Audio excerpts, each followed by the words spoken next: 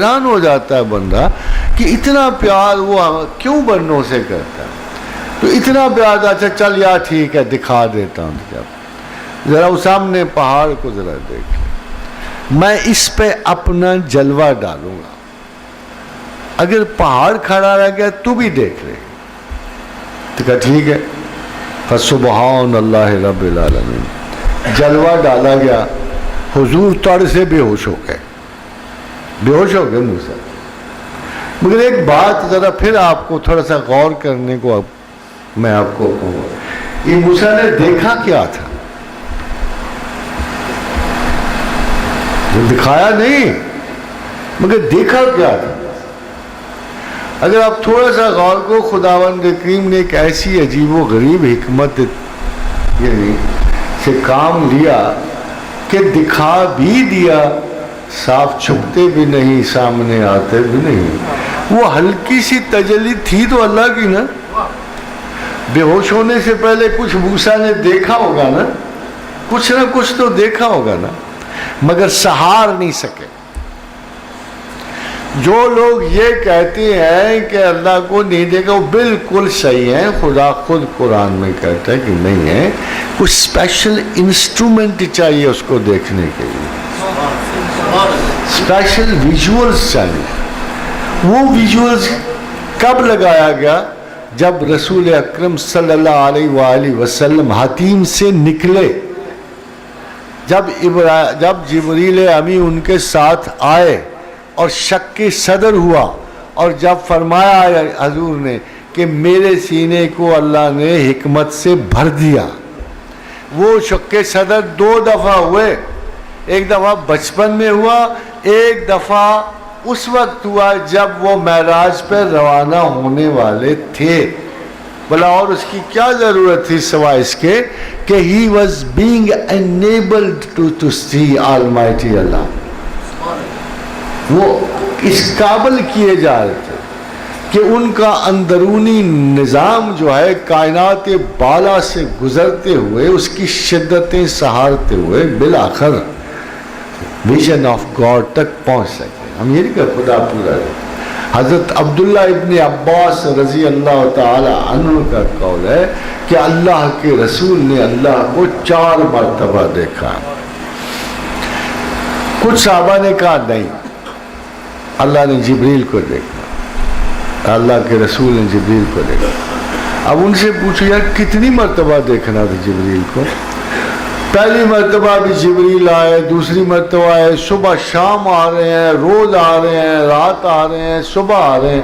اس کے بعد جبریل کا کیا دیکھنا باقی رہ گیا تھا کہ یہ اصلی شکل میں دیکھ. اس میں کہا جائے اصلی شکل میں دیکھ. اصل میں یہ ساری بات اس لیے ہوئی کہ ام المومنین عائشہ صدیقہ رضی اللہ تعالی عنہا کی ہے کہ معراج کی شب اگر کسی شخص نے یہ کہا کہ اللہ کے رسول نے اللہ کو دیکھا تو اس نے خدا کے رسول پہ جھوٹ باندھا. مگر جو بڑے صحابہ ہیں محققین کہتے ہیں کہ ام المومنین تو اس وقت پیدا ہی نہیں ہوئی تھی جب معراج گزری ہے.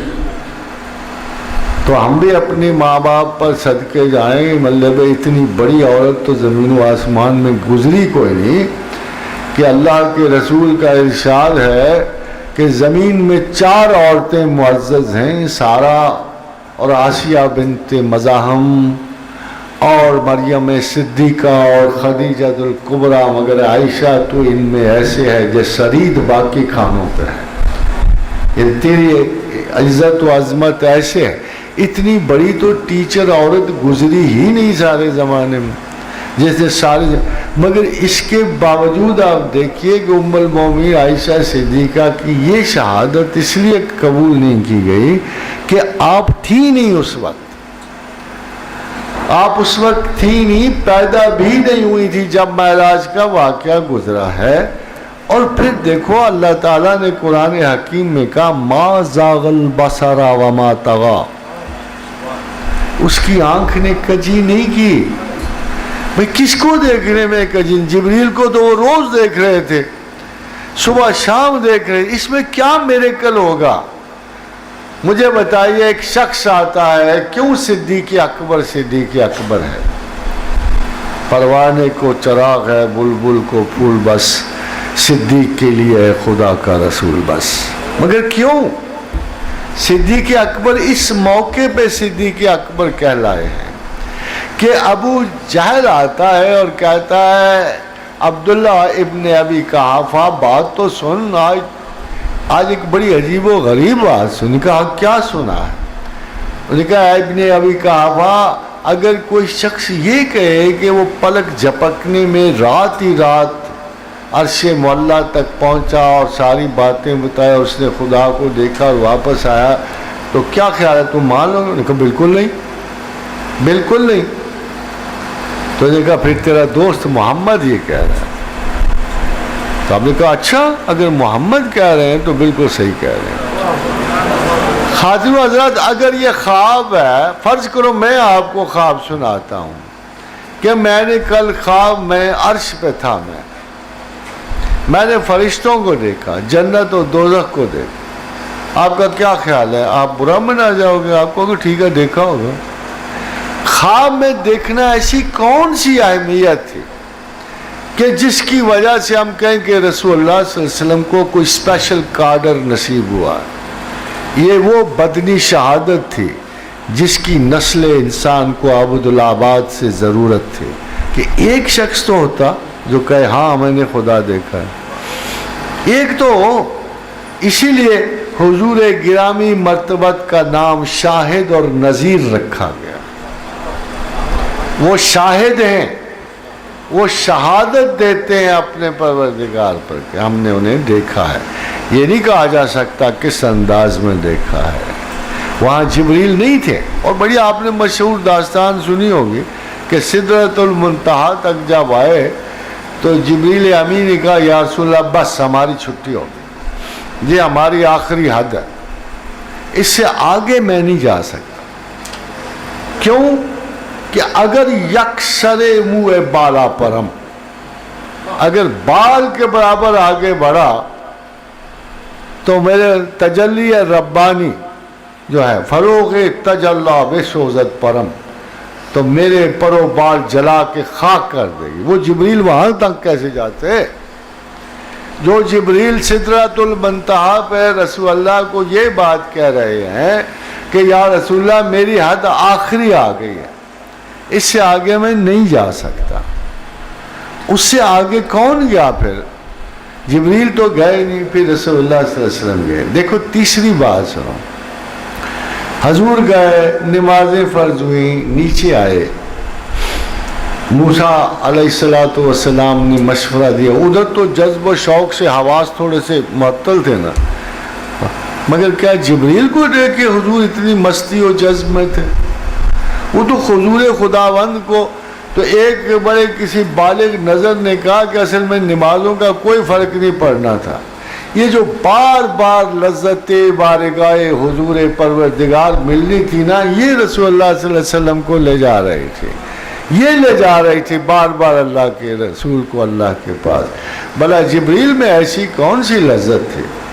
جبریل کی بات آپ کو بتا دوں، پھر آپ کم از کم اہمیتیں کم و بیش نہ کیا کرو۔ کسی نے حضور نے ایک دفعہ جبریل سے پوچھا کہ جبریل میری وجہ سے بہت ساری کائنات کو اللہ کی رحمت نصیب ہوئی، تمہیں بھی کچھ نصیب ہوا؟ تو جبریل نے کہا یا رسول اللہ صلی اللہ علیہ وسلم جب تک آپ آئے نہ تھے ہم جو بڑے ملائکہ ہیں خدا کے خوف سے ہر وقت ترساں و لرزاں رہتے تھے۔ جب ہم نے عزازیل کا حشر دیکھا، اس مقرب بارگاہ پروردگار کا حشر دیکھا، جب اس کی رسوائی دیکھی تو ہم خوف خدا سے ہر وقت ڈرتے رہتے تھے، اور کبھی بھی ہم نے سر اٹھا کے گمان تک یہ تھا کہ کوئی پتہ نہیں ماکروا و ماکر اللہ واللہ خیر الماکرین، کہ اللہ کسی وقت بھی ہمیں بھی اٹھا کر اس لعین کا سا حشر نہ کر دے۔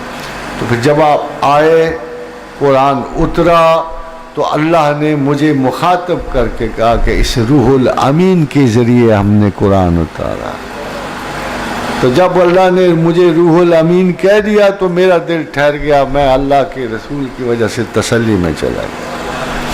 خاتون حضرات، جو خود مرہون منت رسول اللہ ہو، ان کو دیکھنے کی کیا خوبی ہے؟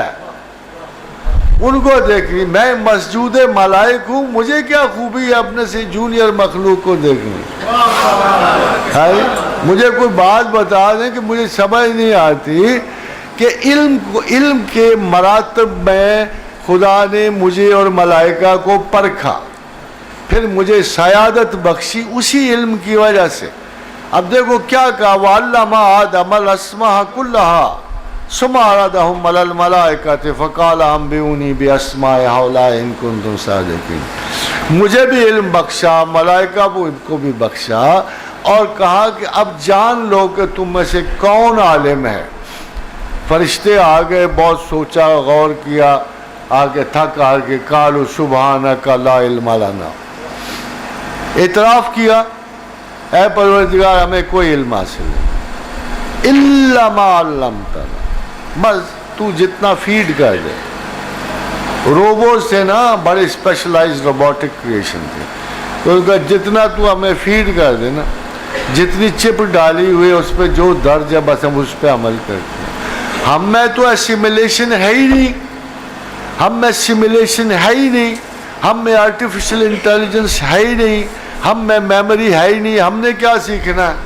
قال یا آدم انبئہم باسمائہم فلما انبأہم باسمائہم، آدم کو تو نے کیا کیا؟ شروع ہو گئے، بس لسٹیں گرانی شروع ہو گئی، یہ رکھا، یہ رکھا، یہ رکھا۔ ایسے نہیں ہوا جیسے آج کل باپ بیٹوں کے ساتھ کرتے، ایسے نہیں ہوا۔ دیکھو بیٹے کتنا باپ خوش ہوتا ہے، ایک تختی پر آ گیا، بیٹا اس کا کیا نام ہے؟ تو آگے سے گر کے یہ بڑا خوش، دیکھا اس کو سارے نام آگے، یہ پھل کون سا ہے، ایپل کون، مائیں کتنی خوش ہوتی ہیں۔ شروع میں ماں باپ تو نہیں تھے، پھر اللہ نے خود ہی پڑھانا تھا، خود ہی خوش ہونا تھا۔ قال یا آدم انبئہم باسمائہم فلما انبأہم باسمائہم، فر پڑھ کے سناتے رہے۔ قال ألم أقل لكم إني أعلم غيب السماوات والأرض وأعلم ما تبدون وما كنتم تكتمون۔ میں نہ کہتا تھا یار تم سب نالائق ہو، میں ہی جاننے والا ہوں نا۔ اچھا آپ مان گئے ہو نا آدم کیا شے ہے؟ وَإِذْ قُلْنَا لِلْمَلَائِكَةِ اسْجُدُوا لِآدَمَ فَسَجَدُوا إِلَّا إِبْلِيسَ۔ جاؤ اب یہ تمہارا آقا ہے۔ اب مجھے بتاؤ یار، معراج کی شب اپنے آقا کو غلام دیکھنے سے کتنی کو خوشی ہوتی ہوگی؟ یہ کیا تفاخر ہے جو معراج کو نصیب ہوا ہوگا۔ Technically speaking this does not behave this story, یہ اسٹوری کے ساتھ جاتا ہی نہیں ہے تصور۔ جبریل کو دیکھنا اللہ کے رسول کے ساتھ نہیں جاتا، یو انڈرسٹینڈ دس؟ خدا کو دیکھنا جاتا ہے، اسی لیے خدا نے کہا کہ دیکھو کل کو خدا تو خود کہتا ہے کل تم صبح میں پڑھ جاؤ گے نا۔ کیا حضور نے کس کو دیکھا؟ تو خدا کہتا ہے ما زاغ البصر وما طغى، نہ اس کی آنکھ نے کجی کی نہ ادھر ادھر بٹکی، اس نے جو دیکھا وہی دیکھا۔ کبھی خدا بھی کسی کو کہہ سکتا ہے کہ یہ بڑی قوتوں والا ہے؟ جب قرآن کی وہ آیات پڑھو، خدا کہہ سکتا ہے کہ یہ بڑی قوتوں والا ہے؟ خدا یہ کہے گا کہ یہ بڑا لائق ہے، سمجھدار ہے، یہ بڑا علم والا ہے، اس کو ہم نے علم عطا کیا ہے۔ خدا کسی کو یہ بھی کہہ سکتا ہے کہ یہ بہت بڑی قوتوں والا ہے۔ جبریل کی یہ حیثیت ہے کہ خدا کہے؟ وہ ایک انداز تخاطب ہے کہ پھر وہ بڑی قوتوں والا اس کے قریب آیا ہے نا؟ وہ اللہ کے سوا کون ہوتا ہے؟ کون ہوتا ہے؟ اس لیے خاتون و حضرات اس غلط فہمی میں پڑھنا نہیں چاہیے میرے۔ It's a very clear religion. پھر سب سے بڑی بات ہے کہ موسٹ آف دی اصحاب رسول جو ہیں، بزرگ ترین اور بہت ایسے بڑے اصحاب جن کو درجہ استشہاد اور اجتہاد حاصل ہے، وہ اللہ کے رسول کی اس پہ گواہی دیتے ہیں کہ خدا نے اپنے پروردگار کو دیکھا۔